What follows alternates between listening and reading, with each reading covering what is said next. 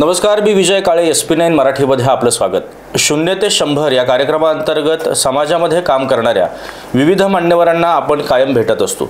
समाजामध्ये खूप चांगली माणसं असतात जे आपापल्या परीनं आपल्या कर्तृत्वाचा परीघ जेवढा व्यापक करता येईल तेवढा व्यापक करत असतात आणि आपलं आयुष्य समाजासाठी वेचता येतं का याचाही विचार करत असतात.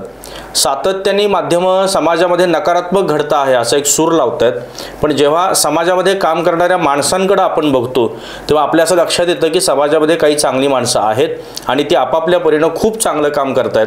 तर अशा माणसांचं काम लोकशाहीचा चौथा स्तंभ म्हणून माध्यमांनी समाजासमोर आणायला पाहिजे आणि समाजामध्ये सकारात्मक ऊर्जा निर्माण करता येते का याचा विचार करायला पाहिजे. असाच स्वच्छ हेतू ठेवून आपण 0 ते 100 या कार्यक्रमाचं आयोजन करत असतो.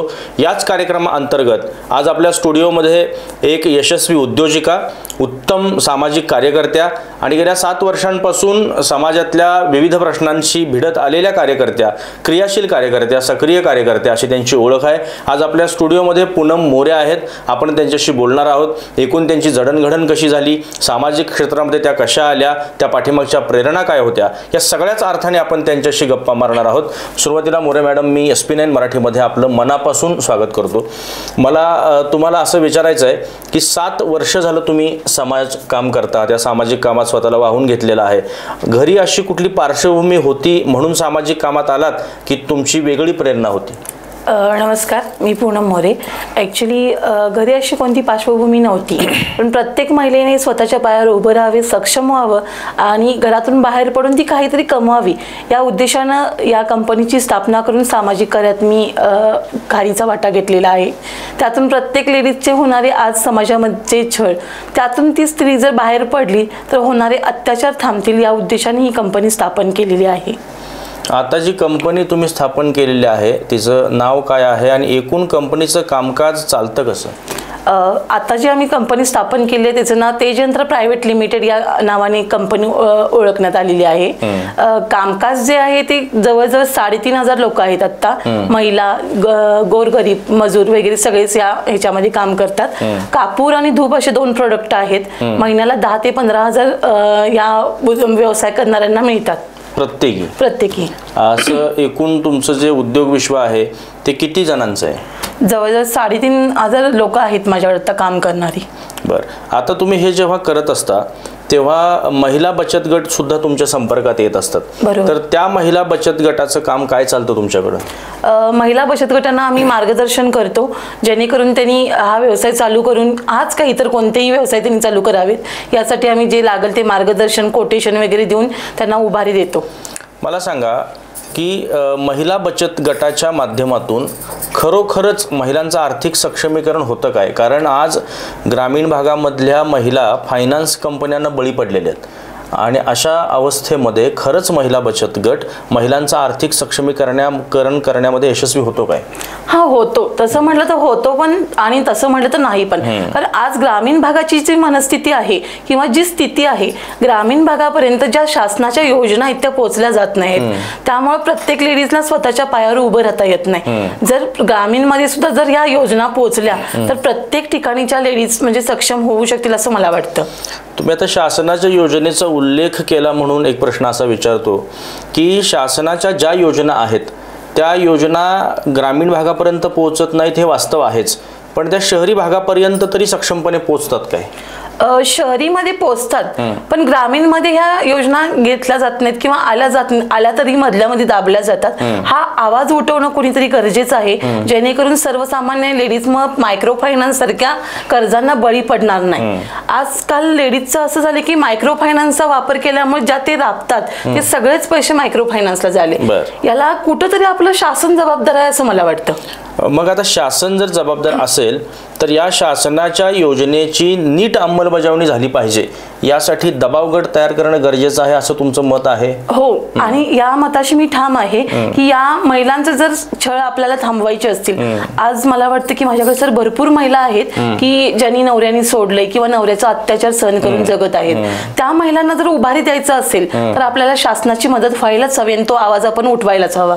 तुम्ही एक सामाजिक संस्था सुद्धा चालवता, ज्यातून महिलांचे विविध कार्यक्रम घेता, मनोरंजनाचे कार्यक्रम घेता.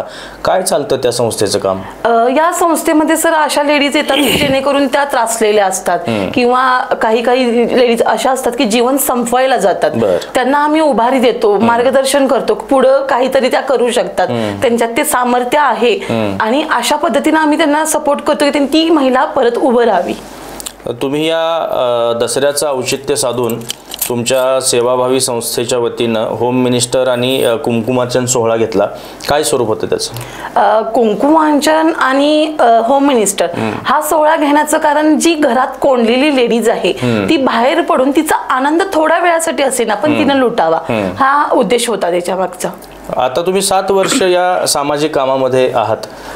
स्त्री म्हणून काम करताना समाजासमोर काही अडचणी असतातच आपल्या. तर तुमचा स्वतःचा अनुभव काय आहे? ऍक्च्युली ह्याच्यामध्ये मी काम करत असताना मला भरपूर अडचणी आल्या.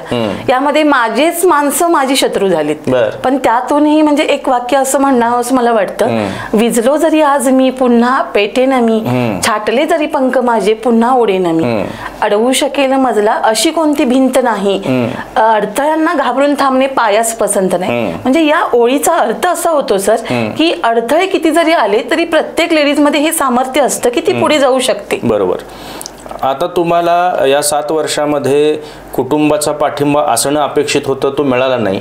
कुटुंबाचा पाठिंबा नसताना उभं राहणाऱ्या ज्या वेदना असतात त्या प्रचंड विदारक आणि वाईट असतात. काय अनुभव होता तो? हा, भरपूर म्हणजे भयानक अनुभव आला की कुटुंब माझ्या पाठीशी नव्हतं, तरी सुद्धा माझी खरी ताकद माझी 2 मुलं होती आणि जे मी मानलेली जी माणसं होती ती माझ्या पाठीशी खंबीरपणे उभे आहेत, म्हणून मी आज ताटमानेने जगासमोर आहे.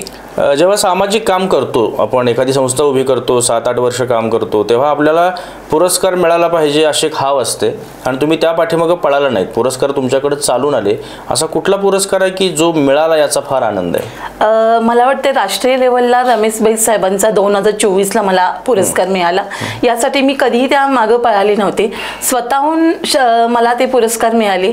जेव्हा मी रमेशभाई साहेबांना भेटले तेव्हा त्यांनी मला पुढच्या कार्यासाठी सुद्धा शुभेच्छा दिल्या आणि त्याच्यानंतर मला म्हणजे लागोपाठ पुरस्कार मिळत गेले. मग फडणवीस साहेबांचे मिळाले, भरपूर लोकांचे पुरस्कार आमच्या कंपनीला मिळालेले आहेत.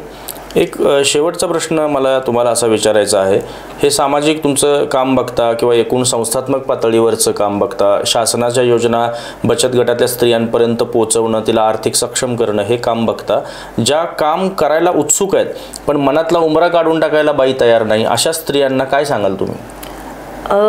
या स्त्रियांना मी असं सांगू शकेन, वार नाही तलवार आहे, समशेरीची धार आहे, अबला नाही तर सबला आहे, या वाक्याचा या लेडीजनी उपयोग करावा असं मला वैयक्तिक वाटतं. तर आज आपल्या स्टुडिओमध्ये उद्योजिका आणि सामाजिक कार्यकर्त्या पूनम मोरे होत्या.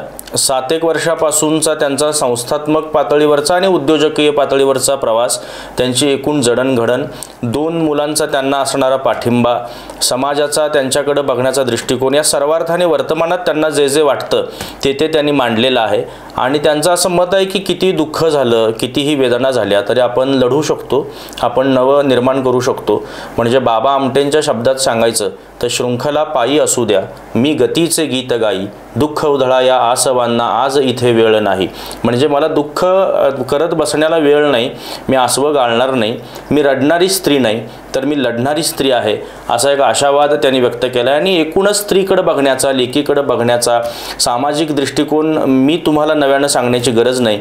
इंद्रजित भालेराव म्हणाले होते तसं की लेकीचा जलम गाजराचा वाफा, जन्मा घालून या बापा काय मिळवलास नफा, लेकीचा जलम कुण्या घातला येड्यानं, परायाच्या घरी बैल राबतो भाड्यानं. अशी एक सार्वत्रिक अवस्था असताना सुद्धा पूनम मोरेसारखी जिजाऊंची लेक, सावित्रीची लेक कणखरपणे उभी राहते आणि ती समाजाला ठणकावून सांगते की होय मी हे करू शकते आणि तुम्हीही करू शकता, असं म्हणत 3,500 महिलांचं आर्थिक सक्षमीकरण करण्यात त्यांना 7 वर्षामध्ये यश येतं. येत्या काळामध्ये मोरे मॅडम तुमचा हा प्रवास 3.5 लाख 3.5 कोटी महिलांपर्यंत पोचावा या आशावादासह मी तुम्हाला तुमच्या भावी वाटचालीसाठी मनपूर्वक लाख शुभेच्छा देतो. अशाच व्यक्तिमत्वांसह आपण कायम भेटत राहणार आहोत. तोपर्यंत तुम्ही पाहत राहा SP9 Marathi, your time your news. धन्यवाद. चॅनलला लाईक, शेअर आणि सबस्क्राईब करा आणि हो, बेल आयकॉनवर क्लिक करायलाही विसरू नका.